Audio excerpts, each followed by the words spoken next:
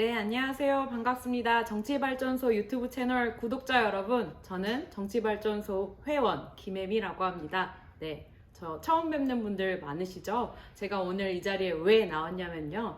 이제 정치발전소가 새로운 기획을 시작했기 때문인데요. 정치발전소의 유튜브 채널이 조금 달라질 예정입니다. 그래서 저처럼 새로운 얼굴들도 이 채널에 등장하게 될 예정이에요.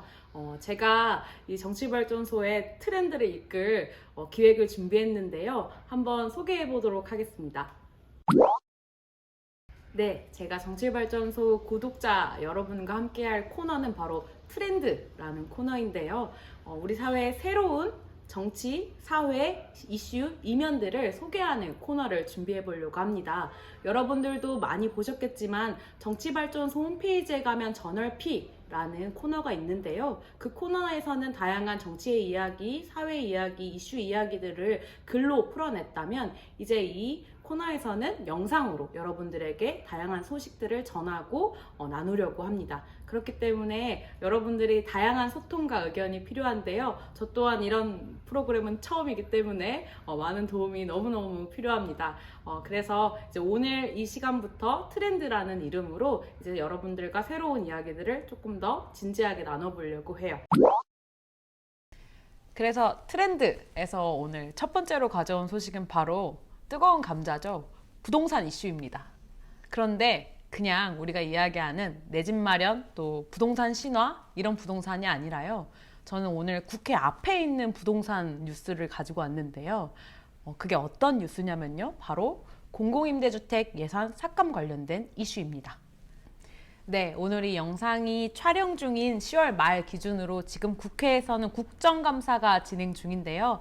국정감사에서 굉장히 중요한 이야기들이 오고 가고도 있고 또 한편으로 다양한 사회적 이슈들이 검증되고 대통령 시정연설이 있기도 하고 그것과 관련된 다양한 이슈들도 발생하고 있습니다. 그런데 이 국정감사가 올해 마지막 국회 이슈들이 아닌데요. 국정감사가 끝나고 나면 또 굉장히 중요한 국회가 시작됩니다. 바로 예산국회. 가 시작되는데요. 이 예산국회 기간 동안에 내년도 2023년도에 대한민국 사회가 어떻게 흘러갈 것인가에 대한 이슈들이 많이 이야기되고 또 진행될 예정입니다. 때문에 이 예산국회 역시 국정감사보다 혹은 국정감사만큼이나 굉장히 중요한 시간이 될 텐데요. 이 예산국회를 둘러싸고 다양한 이야기들이 오고 가고 있습니다. 특히 제가 앞서서 이야기 드렸죠. 지금 국회 앞에서는 이 예산국회를 앞두고 공공임대주택 예산 삭감에 대한 이야기가 크게 이야기되고 있는데요. 사실 공공임대주택 예산만 삭감이 된 것이 아닙니다. 실제로 이번 정부 예산안에서는 거의 51조 원에 달하는 예산이 삭감되었고 이 중에서 가장 크게 삭감된 부분이 바로 국토교통부 예산, 또 가장 삭감이 많이 된 분야에서는 사회복지 지출이 가장 많이 삭감이 되었습니다. 그럼 대체 이 공공임대주택 예산 삭감이 왜 이렇게 문제냐에 대해서 조금 더 얘기해 보려고 하는데요. 여러분 이번 8월에 있었던 폭우 그리고 이 폭우로 인한 참사 혹시 기억하시나요?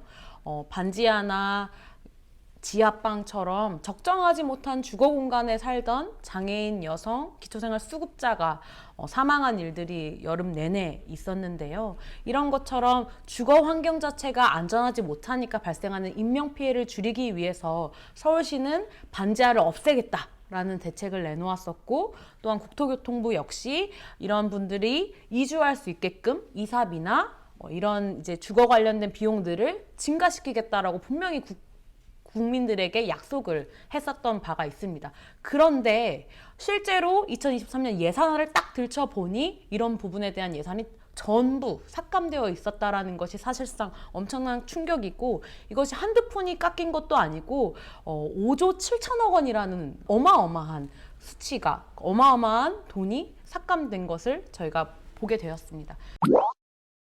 실제로 우리나라 공공임대주택 비율은 OECD 평균에 너무 떨어지고 이 공공임대주택만을 기다리고 있는 숫자 인구만 14만 명이라는 이야기들이 나오고 있습니다.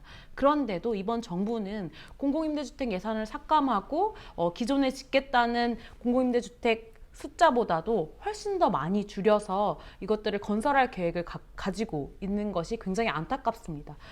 늘리는 예산도 있어요, 분명히. 어떤 예산이냐면 이런 분들이 이주할 수 있는 이사비를 지원하거나 혹은 융자로 빚을 내서 이사를 갈 수 있게끔 하는 주택 예산들은 조금 더 상향시켰는데요. 이런 것 가지고는 사실상 이번 폭우 참사로 인한 피해자들의 삶을 더 나았게 만들거나 이런 사람들의 삶을 변화시킬 수 있는 금액은 전혀 아니라는 지점이 더욱더 뼈아프게 다가오고 있습니다.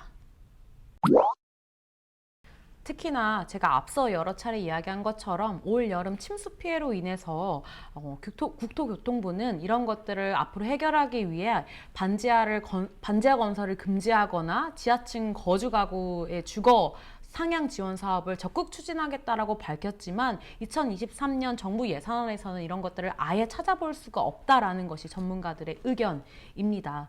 앞서서 이제 5조 7천억이 삭감되었다라고 공공임대주택 부분에서는 말씀드렸는데요. 전체 주택 관련된 예산안에서는 6조억이 넘게 더 깎여 나갔고 또한 이 중에서 임대주택 지원 부분이 제일 많이 삭감되었다는 것이 사실상 우리 사회에서 가장 주거 문제를 겪고 있고 주거 빈민이라고 불리는 사람들의 삶을 전혀 돌아보지 않고 있는 예산안이라고 말씀드릴 수 있을 것 같습니다.